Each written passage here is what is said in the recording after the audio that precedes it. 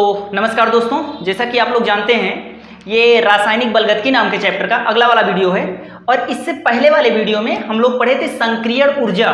और संक्रियण ऊर्जा पढ़ते समय हम लोगों को एक समीकरण मिला था जिसको आर्हीनियस समीकरण कहते हैं। वो आर्हीनियस समीकरण यहाँ पर लिखा हुआ है। और आर्हीनियस समीकरण में कौन सी चीज़ क्या है तो सुन लीजिए। के है वेग स्थिरांक, ये है आर्हीनियस समीकरण नियतांक। स्मॉल ई को कहते हैं चरघातांक।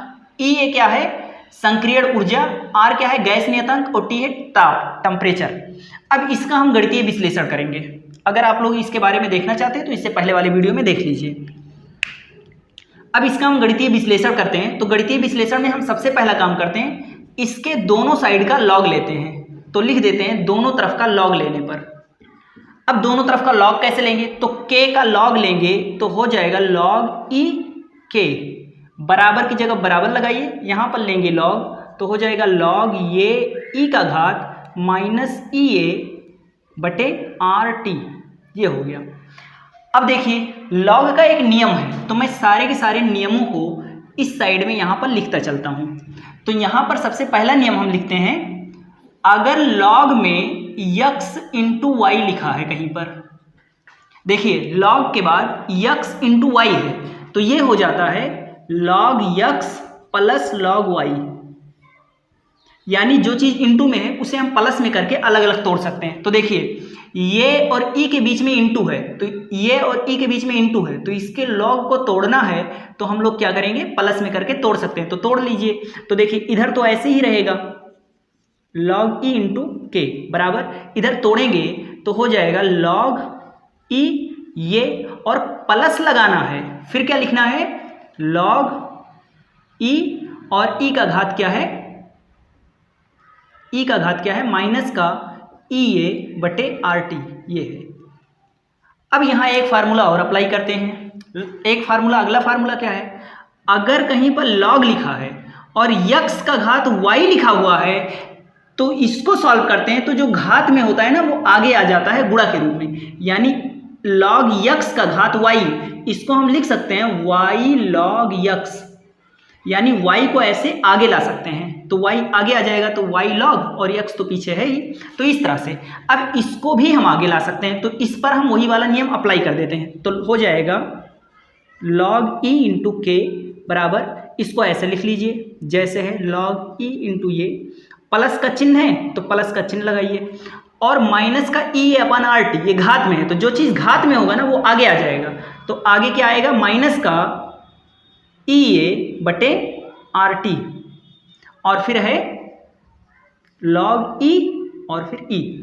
अब यहां पर एक नियम और समझिए, लॉग का ई और यहां पर भी तो इसका मान होता है 1, यानी लॉग ई का मान हो गया 1।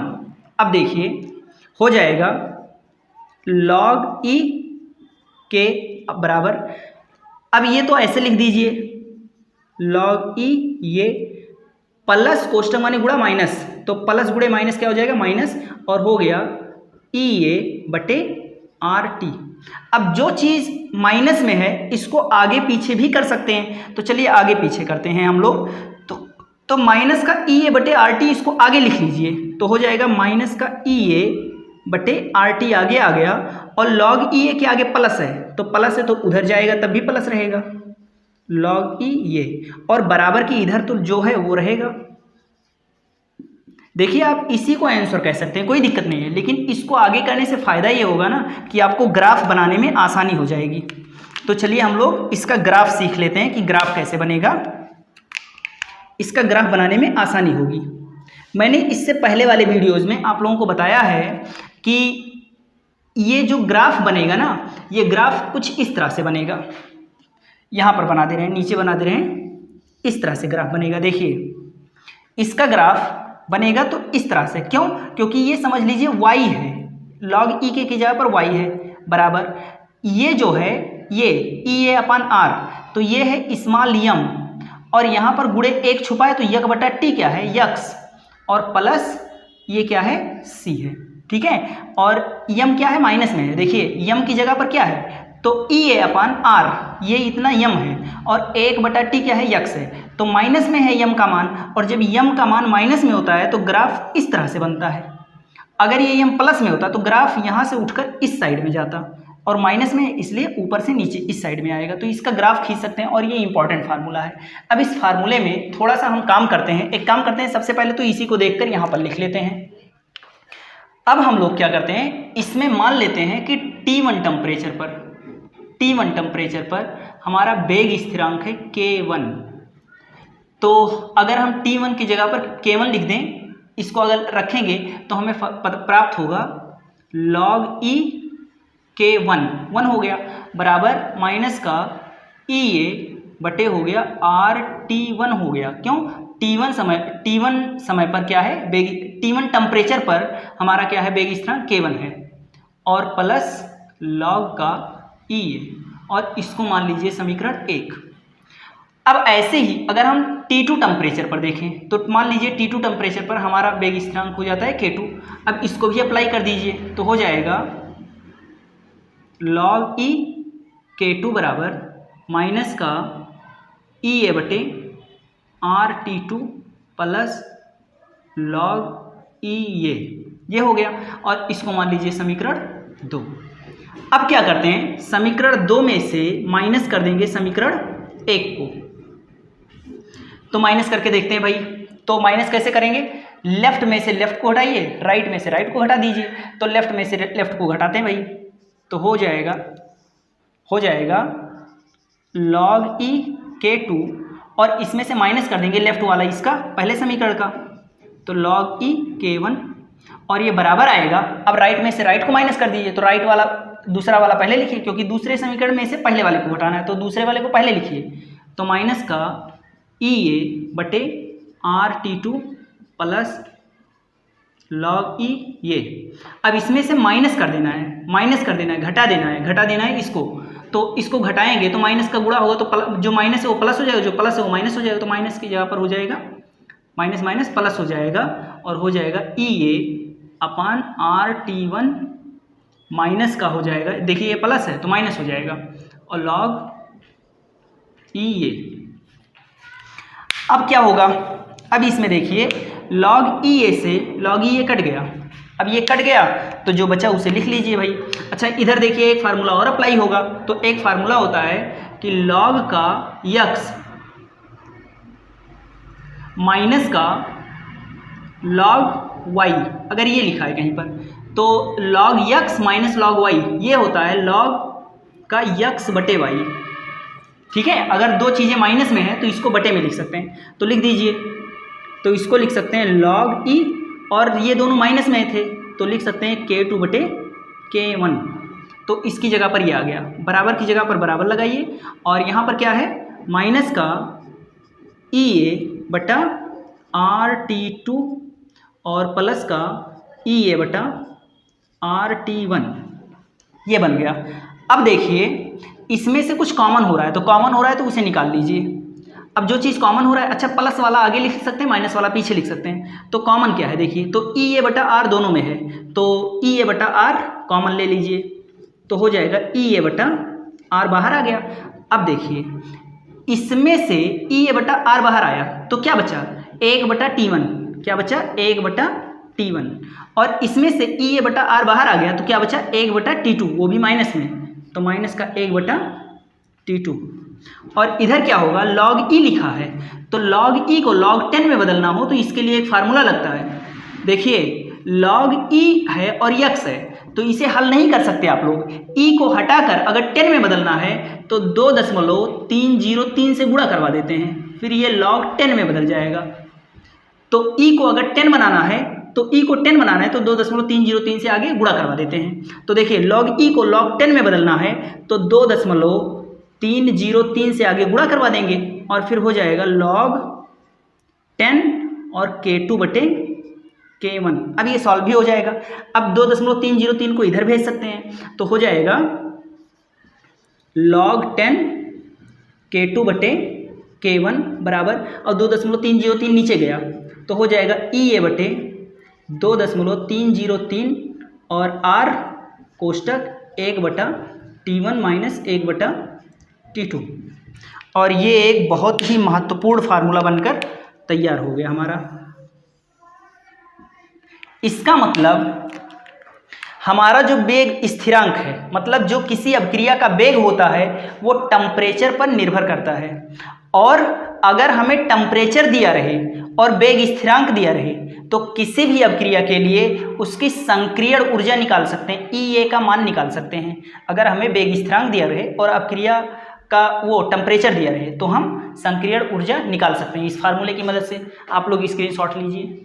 इससे आगे देखते हैं। इससे आगे क्या देखेंगे, अभिक्रिया के वेग का ताप पर निर्भरता, यानी किसी अभिक्रिया का वेग टेम्परेचर पर किस प्रकार से निर्भर करता है। अभी हमने एक फार्मूला सिद्ध किया है और उस फार्मूले के हिसाब से हमें पता चला है कि अभिक्रिया का वेग स्थिरांक वो उसके ताप पर, टेम्परेचर पर निर्भर करता है। अब टेम्परेचर पर किस प्रकार से निर्भर करता है, तो इसको ऐसे समझिए कि जैसे मान लीजिए आपने दो पदार्थों को लिया और दोनों की अभिक्रिया करवाना है। तो दो पदार्थ आपस में अभिक्रिया कैसे करते हैं, उनके अणुओं के बीच में आपस में टक्कर होता है और उन टक्करों के होने से वो दोनों आपस में रिएक्शन करते हैं। लेकिन एक बात जान लीजिए कि जैसे मान लीजिए दो अणु हैं, अब उनकी गतिज ऊर्जा बहुत स्लो है, बहुत कम है, और वो आराम से जाकर ऐसे टक्कर किए, तो आराम से जाकर टक्कर किए तो वो रिएक्शन नहीं करेंगे, वो अणु आपस में नहीं जुड़ेंगे, वो रिएक्शन नहीं करेंगे वो अणु। और अगर खूब स्पीड में आकर लड़े, बहुत स्पीड में आकर टक्कर हुआ, तो स्पीड में टक्कर होगा तो उनके बीच में रिएक्शन होगा।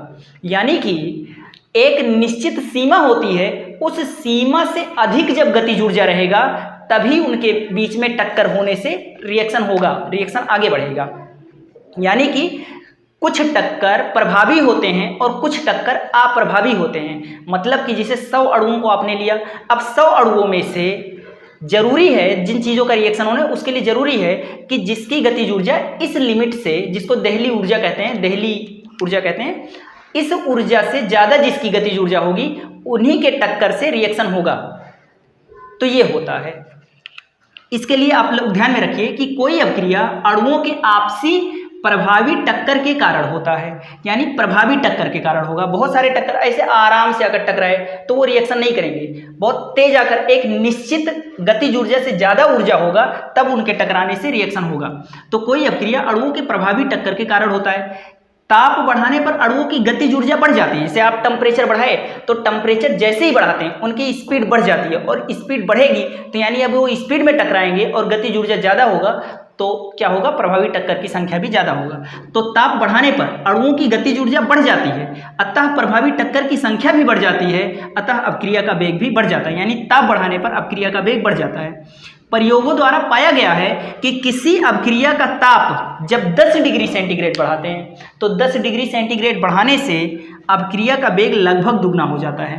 अब मान लीजिए एक ग्राफ से समझते हैं हम लोग, ये आपके सिलेबस में भी ग्राफ है, देखते हैं। जिसे मान लीजिए इस ग्राफ पर हम लोग लिए हैं गतिज ऊर्जा, और अणुओं की गतिज ऊर्जा एक निश्चित सीमा से ज़्यादा होना चाहिए तभी इनके बीच में, तभी इनकी ये टक्कर करके अभिक्रिया कर पाएंगे। अब मान लीजिए वो निश्चित सीमा ये है, ये पॉइंट है, यानी यहाँ से जब ज़्यादा होगा यानी गतिज ऊर्जा यहाँ पर रहेगा नहीं होगा, मतलब यहाँ पर जिसकी ऊर्जा इतनी है इस पॉइंट पर है, इस पॉइंट पर जिसकी गतिज ऊर्जा है उसके टक्कर होने से रिएक्शन नहीं होगा, यहाँ पर जिसकी ऊर्जा है उसके टक्कर होने से रिएक्शन नहीं होगा।